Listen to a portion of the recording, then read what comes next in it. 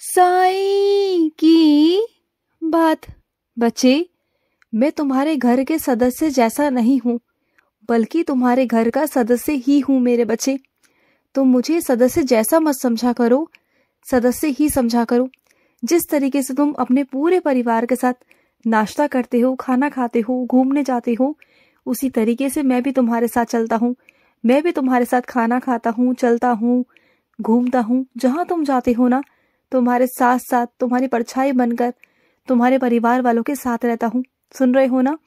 और सुनो, तुम ना मेरे होने का एहसास कर भी पाते हो, और कभी कभी तुम्हें लगता है कि मैं नहीं हूँ, लेकिन मैं हमेशा तुम्हारे साथ चलता हूँ, हमेशा। और मेरे होने के कारण ना तुम्हारे घर में सबकी उत्पत्ति हो रही है मेरे बच्चे, सबकी उत्पत्ति। और तुम्हें क्या लगता है कि तुम अलग से खाना मेरे लिए लेकर आओगे, अलग थाली में? नहीं, मैं तो तुम्हारी थाली से ही खाना खाऊंगा। वो कोई झूठा नहीं होता मेरे बच्चे। जहाँ प्यार होता है ना, उसे प्यार की थाली बोलते हैं, ना कि झूठी थाली मेरे बच्चे। तो हम साथ में मिलकर खाना खाया करेंगे, ठीक है ना? तुम और मैं, हम साथ में मिलकर ही खाना खाया करेंगे। और सुनो, तुम्हारा मन अब इतना साफ हो चुका है ना, जब से तुम मेरे मंदिर आने लगे हो, मुझसे जुड़ने लगे हो ना, तो धीरे धीरे तुम्हारे मन की घृणा, तुम्हारे मन की नफरत, लोगों के लिए बुराइयां, किसी को कोसना, ये सब बंद हो चुका है। क्योंकि तुम्हारा दिल अब तुम्हारे साईं से जुड़ने लगा है। तुम अपने साईं को चाहने लगे हो। अब तुम्हें ना दुनिया से फर्क नहीं पड़ता कि दुनिया तुम्हारे बारे में क्या सोचती है, क्या करती है। तुमने अपने मन में से ना सबके लिए भेदभाव, घृणा, नफरत सब त्याग दिया है, और सब कुछ मेरे चरणों में छोड़ दिया है। अब तुम्हें लगता है कि बाबा है तो सही, बाबा सब कुछ सुलझा लेंगे, बाबा सब संभाल लेंगे, वो सब कर लेंगे। तो हाँ, ये बात सच है मेरे बच्चे। मैं सब कुछ संभाल लूंगा, मैं सब कुछ कर लूंगा, तुम बिल्कुल चिंता मत किया करो। और क्या है ना, कुछ लोग मजबूरियों में आकर वो मेरे शरण में आ जाते हैं। लेकिन क्या होता है ना, वो मजबूरी में आकर मेरे शरण में आते हैं, लेकिन आते आते उनकी इच्छाएं पूरी होते होते ना, वो मेरे ही इस कदर दीवाने बन जाते हैं ना, कि उनकी इच्छा पूरी होने के बाद भी ना वो मुझे नहीं छोड़ पाते। चाहे मैं उनसे अलग हो जाऊं, लेकिन वो मुझसे अलग हो ही नहीं पाते, क्योंकि उन्हें मेरा इतनी आदत लग जाती है अपने बाबा को देखने की, अपने बाबा को करने की, कि वो मेरे बिना रह ही नहीं पाते। ऐसा रंग में रंग जाते हैं ना मेरे अपने साईं के प्यार में, अपने साईं की भक्ति में, कि चलते फिरते बस फिर उनके मुख पे एक ही नाम होता है, साईं साईं साईं। बस वो हमेशा मेरा नाम पुकारते हैं। ऐसी आदत डल जाती है ना उन्हें, कि चाह कर भी छूट नहीं पाती। जो मेरा बच्चा मेरे शरण में एक बार आता है ना, तो बस वो अपने साईं के रंग में रंग जाता है। यही तो मेरी खासियत है मेरे बच्चे। और सुनो, जिस कार्य में विलंब हो रहा है ना, मुझे पता है, लेकिन अभी रुक जाओ, अभी ठंड रखो मेरे बच्चे, इतनी जल्दबाजी मत करो। देखो, मैं जानता हूँ विलंब है, मैं खुद जानबूझकर उस काम में विलंब कर रहा हूँ, क्योंकि ना तुम नहीं जानते कि कुछ होने वाला है ऐसा, जो तुम करोगे ना तो तुम परेशानी में पड़ सकते हो। तो मैं चाहता हूँ कि पहले वो चीजें निकल जाए। मैं वही तुम्हें दूंगा जो तुम चाह रहे हो, जिस तरीके से चाह रहे हो, जिस रूप में चाह रहे हो ना, मैं उसे वैसे ही तुम्हारे पास लाकर दूंगा। लेकिन थोड़ा रुक जाओ, इतनी जल्दबाजी अच्छी बात नहीं होती, इतना जिद करना भी अच्छा नहीं होता मेरे बच्चे। तो कभी कभी ना कुछ चीजों में सही समय आने का इंतजार करना चाहिए, यूं जल्दबाजी नहीं करनी चाहिए। और सुनो, जो तुम्हारे कीमती कागज है ना, उसे इधर उधर मत फेंका करो। कभी इधर रख देते हो, कभी उधर रख देते हो, तुम्हें समझ में नहीं आता कि उसकी कीमत कितनी है। वो एक मामूली कागज नहीं मेरे बच्चे, तुम्हारे जिंदगी भर की पूंजी है। उसे संभाल कर रखा करो। अगर वो चली गई ना हाथ से, या खो गई ना, तो चाहे कितना भी पैसा लगा लोगे ना, तो कभी वो बन नहीं पाएगी। तो समझो इस बात को। और सुनो, मैं तो तुम्हें आशीर्वाद देना चाहता हूँ, लेकिन तुम ही ना मेरा आशीर्वाद लेने में विलंब कर रहे हो, आने में देरी कर रहे हो मेरे बच्चे। मैं तो तुम्हें कब से आशीर्वाद देने के तैयार बैठा हूँ, कब से, लेकिन बस तुम ही मेरे पास नहीं आते हो। तुम आ जाओ मेरे पास, मैं तुम्हें आते ही ना इतना सारा आशीर्वाद देने वाला हूँ ना, बहुत सारा आशीर्वाद, जिसके बारे में तुमने सोचा भी नहीं होगा, कल्पना भी नहीं की होगी कि साईं मुझे आशीर्वाद देंगे। लेकिन मैं खुद आकर स्वयं तुम्हें आशीर्वाद दूंगा मेरे बच्चे, स्वयं आकर दूंगा। और सुनो, कई मेरे बच्चे मुझे जांच परख रहे हैं, उन्हें लगता है कि साईं को परखना चाहिए। तो सुनो, परख लो, कोई बात नहीं।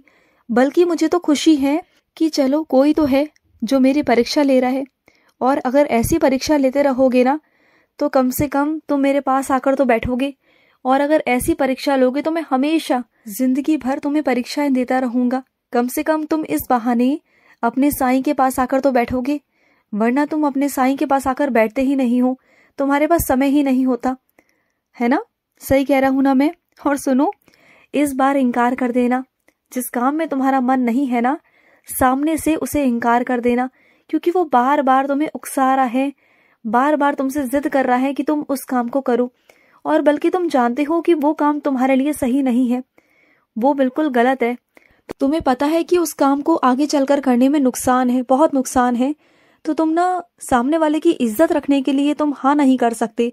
देखो, अगर तुम उसकी इज्जत रखने के लिए आज हाँ कर दोगे, फिर कल को चलकर वही मनमुटाव तुम्हारे उसके साथ में होंगे। तो सबसे बेहतर है कि उनके मुख पर ही साफ साफ उन्हें मना कर दो कि तुम नहीं कर सकते हो, तो बात वहीं की वहीं खत्म हो जाएगी। नहीं तो ना जो ये मिठास है ना मेरे बच्चे, आगे चलकर ये कड़वाहट का रूप ले लेगी। और मैं नहीं चाहता कि आगे चलकर रिश्तों में कड़वाहट हो। जो ये मिलना जुलना भी है ना, जो ये बस हालचाल पूछना भी है ना, तो ये भी नहीं रहेगा, वो भी खत्म हो जाएगा, जो मैं नहीं चाहता। और सुनो, तुम्हें ऐसा लग रहा है ना कि जिंदगी बस रूखी रूखी सी चल रही है, कुछ भी नहीं है जिंदगी में, कुछ मिर्च मसाला कुछ भी नहीं हो रहा, कुछ भी अच्छा सा नहीं हो रहा। तो होगा, जरूर होगा, कुछ होने वाला है तुम्हारी जिंदगी में, वो भी सकारात्मक रूप से। तुम देखना, तुम्हें बहुत खुशी मिलेगी, बहुत अच्छा भी लगेगा।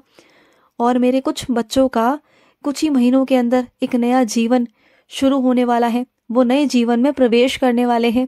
तो सुनो मेरे बच्चे, तुम्हारे नए जीवन में खुशियां मैं लेकर आऊंगा, हमेशा हमेशा के लिए।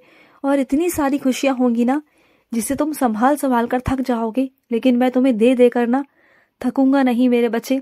तुम्हारा बहुत मन था ना इधर घूमना है उधर घूमना है, सब जगह घुमाऊंगा तुम्हें। तुम देखना, तुम हर जगह जाओगे, हर जगह देखोगे, और तुम्हें परिवार तो ऐसा मिलेगा जैसे कि तुम्हारा अपना ही परिवार हो। तुम देखना, इतने प्यार करने वाले लोग तुम्हें मिलेंगे ना कि प्यार की कभी भी कमी महसूस नहीं होगी, कभी नहीं होगी।